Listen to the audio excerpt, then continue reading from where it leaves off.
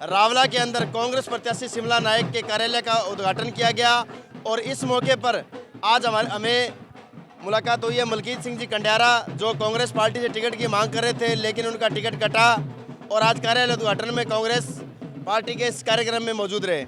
मलकीत सिंह जी, सबसे पहले तो स्वागत है आपका। आपका स्वागत रमेश जी, धन्यवाद।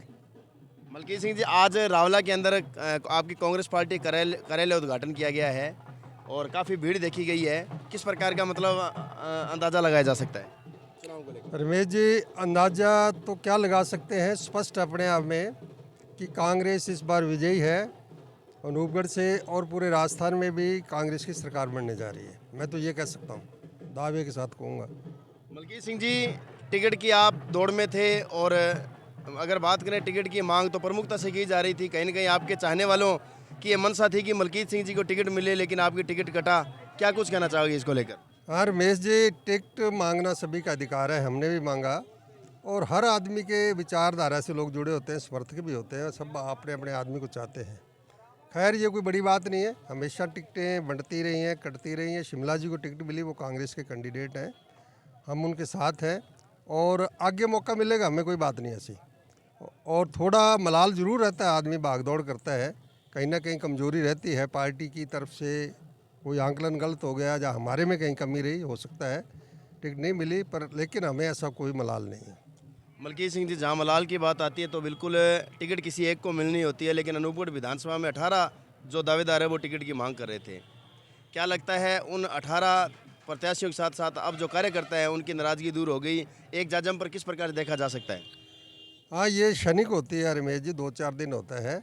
धीरे धीरे आदमी का जो गुस्सा होता है या मन में थोड़ी सी यूँ होता है, उदासपन होता है, वो दूर हो जाता है। जैसे मैं भी 2-4 दिन उदास रहा था, मन में ये था कि यार गलत हो गया, लेकिन फिर आदमी को हिम्मत करनी पड़ती है कि पार्टी को जिताना है और पार्टी के साथ चलना है और सभी धीरे धीरे आ जाएंगे, ये मेरा मानना है। किस प्रकार से मुकाबला होगा, क्योंकि कांग्रेस खाता खोलने की और जो है वो प्रयास करेगी, वहीं भारतीय जनता पार्टी 10 सालों से काबिज है।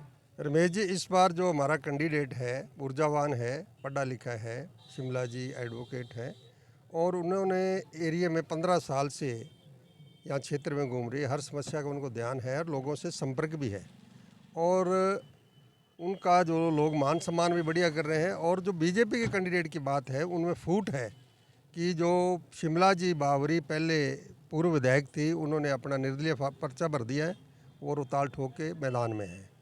और संतोष जी का लोगों के प्रति बहुत नाराज़गी है, हम देख रहे हैं जितना भी जनता में घूम रहे हैं, तो वो स्पष्ट है अपने आप में। इस पर बीजेपी यहाँ बहुत कमज़ोर है और कांग्रेस जीतेगी। मलकीत सिंह जी, अब अंत में मलकीत सिंह कंडियारा की राय क्या होगी? किस ओर अग्रसर रहेंगे आप? क्या अब कहाँ से शुरुआत की जाएगी? हम कांग्रेस के साथ हैं और घर घर हम जाके प्रचार करेंगे। अपने जो सरकार ने हमें जो योजनाएं दी हैं उनका प्रचार खूब हो गया और जो आगामी हमारे कार्यक्रम हैं वो हम मंच से बताएंगे कि यहाँ कौन कौन सी समस्या है, शिमला जी के साथ मिलकर उन समस्याओं का समाधान करवाएंगे। और ये हम आपको पूर्ण विश्वास दिलाते हैं कि शिमला जी ऊर्जावान है और उनसे कंधे से कंधा मिला के हम क्षेत्र में सिंचाई की समस्या हो, इस एरिए में एक सबसे बड़ी बात जो पिछले दिनों में हुई है, नरमे की फसल नष्ट होना, उसमें कहीं ना कहीं बीजों का डुप्लीकेट आना था, उसके लिए हम प्रयास करेंगे। शिमला जी विधायक बनती है, हम उनसे कंधे से कंधा मिला के इस क्षेत्र में फर्टिलाइज डुप्लीकेट, पेस्टिसाइड और बीज, इन पे हम रोकथाम लगाएंगे। जो कृषि के अधिकारी हैं उनको हम सख्ती से निर्देश जारी करेंगे कि अगर विधानसभा में किसी प्रकार का डुप्लीकेट बीज, फर्टिलाइज़र और पेस्टिसाइड बिकता है तो उनकी जिम्मेदारी निर्धारित की जाएगी। दूसरी बात, आने वाले टाइम में यहाँ एमएसपी पे लोगों की फसलें नहीं बिकती, कई बार बारदाना नहीं है, ऐसी समस्याओं का सबका समाधान करवाएंगे। शिमला जी इस बात में जागरूक है और उनके साथ हम कंधे से कंधा मिला के ये समस्याओं का समाधान करवाएंगे। शुक्रिया मलकीत सिंह जी। तो देख सकते हैं किस प्रकार से मलकीत सिंह ने कहा है कि जब टिकट कटती है तो दुख बहुत होता है और कुछ दिनों तक मलाल भी रहता है, लेकिन मलकीत सिंह जी ने कहा है कि ये मलाल अब भुलाकर हम एक जाजम पर हैं। अब ये मलाल गायब हो चुका है और अब सड़कों पर कांग्रेस को जिताने का काम किया जाएगा, क्योंकि राजस्थान में कांग्रेस सरकार की जो योजनाएं हैं उन योजनाओं के दम पर कांग्रेस राजस्थान में सरकार बना रही है। तो वहीं अनूपगढ़ में पहली बार कांग्रेस का विधायक शिमला नायक के रूप में बनाने की तैयारी में लग चुकी है यहाँ के जो टीम है।